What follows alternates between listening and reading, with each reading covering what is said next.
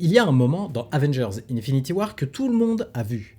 Un moment calme, un moment intime, un moment sans explosion, sans Thanos, sans musique héroïque. Et pourtant, ce moment contient peut-être l'un des indices les plus importants de toute la saga du multivers. Oui, pas de la saga de l'infini. Parce que dès les premières minutes du film, Tony Stark raconte ici son rêve.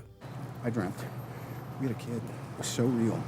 We named him after your eccentric uncle. What was his name? Morgan. Un rêve que tout le monde a rangé à l'époque dans la case « peur de l'avenir ». Un rêve que tout le monde a interprété à ce moment-là comme un simple désir de paternité, ce qui fait le lien avec la fin du film. Sauf que ce rêve ne colle absolument pas.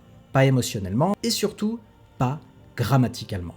Et si je te disais que Tony Stark n'a jamais rêvé de son futur, mais qu'il a vu, sans le comprendre à ce moment-là, la vie d'un autre Tony Stark, d'un autre univers, d'un autre héritage.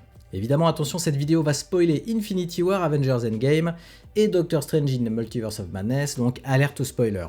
On va analyser une seule scène, une seule phrase, un seul mot, mais à la fin de cette vidéo, ta manière de voir Tony Stark depuis 2008 va complètement changer. Salut à tous et bienvenue sur House of Marvel pour une nouvelle vidéo. Aujourd'hui, on va parler du rêve de Tony Stark, de ce que Marvel Studios a volontairement caché dans ce langage et de pourquoi cet enfant qu'il décrit n'est pas le sien. Préparez le café, installez-vous bien confortablement, je suis Julien, et vous êtes sur House of Marvel. Replaçons les choses dans leur contexte. Quand Infinity War commence, Tony Stark n'est pas un héros confiant, c'est un homme traumatisé. Il a vu New York tomber, il a vu les Avengers se déchirer. Il a eu une vision apocalyptique, souvenez-vous, causée par la pierre de l'esprit dans l'ère d'Ultron.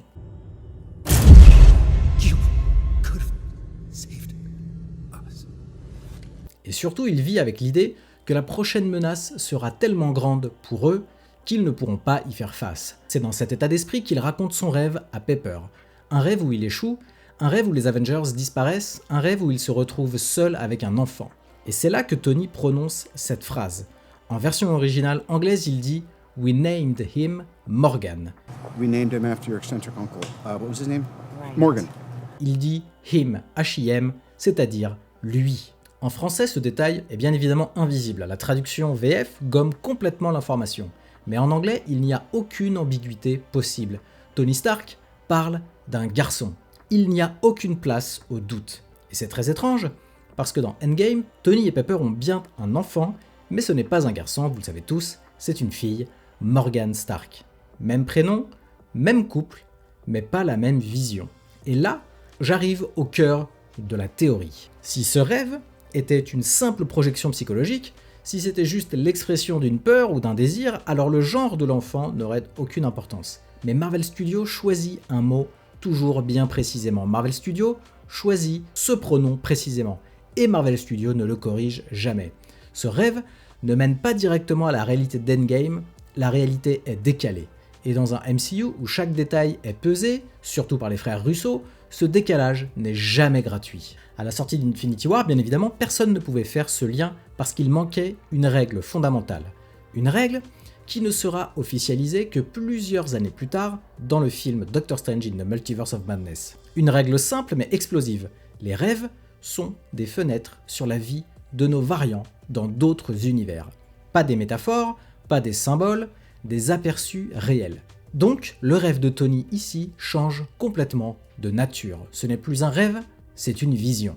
C'est une observation, il voit une autre vie, un autre futur. Un futur où il n'a pas fait les mêmes choix. Un futur où son héritage n'est pas le même, et surtout un futur où l'enfant qu'il voit n'est pas une fille. Ce rêve n'est donc pas incompatible avec Avengers Endgame. Il est incompatible avec la timeline 616. Alors maintenant, posons la vraie question.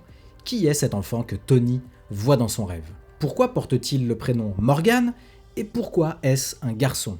La réponse la plus simple ici serait un autre Tony, un autre hasard. Mais Marvel Studios ne fonctionne jamais comme ça, et certainement pas les frères Russo. Dans certaines réalités du MCU, Tony Stark n'existe pas comme nous le connaissons. Ou plutôt, il n'est jamais devenu Tony Stark, parce qu'il est né Victor Von Doom. Et dans ces réalités-là, l'enfant au centre du multivers n'est pas Morgan Stark, c'est Franklin Richards. Un enfant capable de remodeler la réalité à sa guise. Un enfant lié au multivers lui-même, un enfant que même les entités cosmiques craignent. Et si Tony, dans son rêve, avait vu l'héritier d'un autre destin, Pas son enfant biologique, mais l'enfant qu'il aurait vu grandir s'il avait été quelqu'un d'autre. Les frères Russo n'ont pas écrit une incohérence, ils ont écrit un indice trop en avance sur son temps. En 2018, on n'avait pas les outils pour le comprendre. Aujourd'hui, on les a. Le rêve de Tony Stark n'est pas une scène émotionnelle isolée, c'est une graine multiverselle. Et Tony est mort sans jamais comprendre ce qu'il avait vu. Tony Stark n'a pas rêvé son avenir, il a vu un héritage qui ne sera jamais le sien.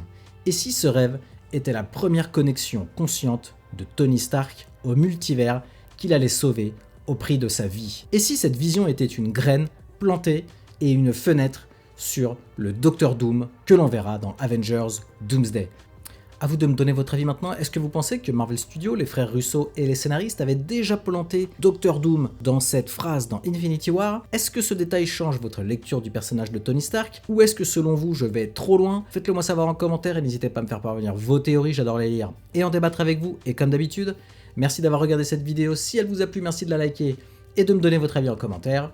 Aussi, pour ne pas louper mes prochaines vidéos, abonnez-vous et activez les notifications. À la prochaine sur House of Marvel.